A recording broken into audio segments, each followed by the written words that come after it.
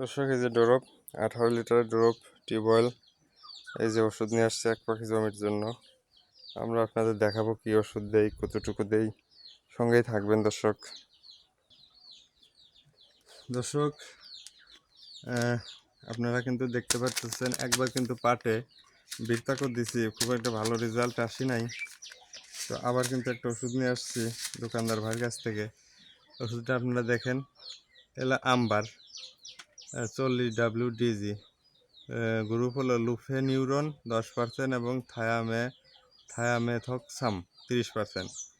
Valent take limited, এটা কিন্তু আমরা দেব।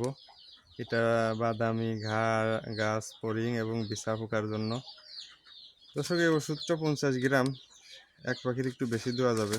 তো আমি 1 পাখি দেব দ্বিতীয়বারের মতো। দেখুন, আমি এখানে কিন্তু দর্শক, আমি কিন্তু পানি নিয়ে নিচ্ছি 4 গ্লাস পানি নিয়েছি। এটা কিন্তু আমি গুলাবো এই 4 গ্লাসে। দেখেন, ওষুধটা কিন্তু দানাদার সাদা, ওষুধটা কিন্তু দানার মতো এবং সাদা। দর্শক, এখানে আমি 18 লিটার পানি ভরে নিয়েছি। আমি কিন্তু আপনাদের দেখাবো কিভাবে আমি ওষুধ দেব। এখানে কিন্তু এই যে এই 4 গ্লাস পানি নিয়ে আমি কিন্তু দর্শক গুলানোর চেষ্টা করতেছি।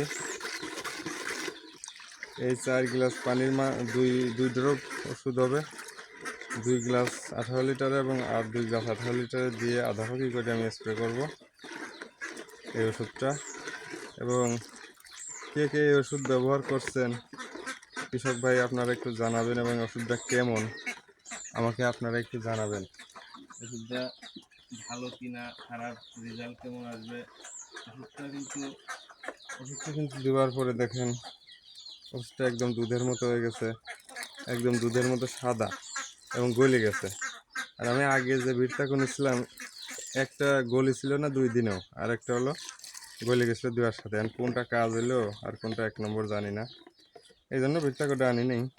দর্শক, আপনারা একটু কমেন্টে আমার জানাবেন কে কোন ওষুধ দিয়েছেন পাটে।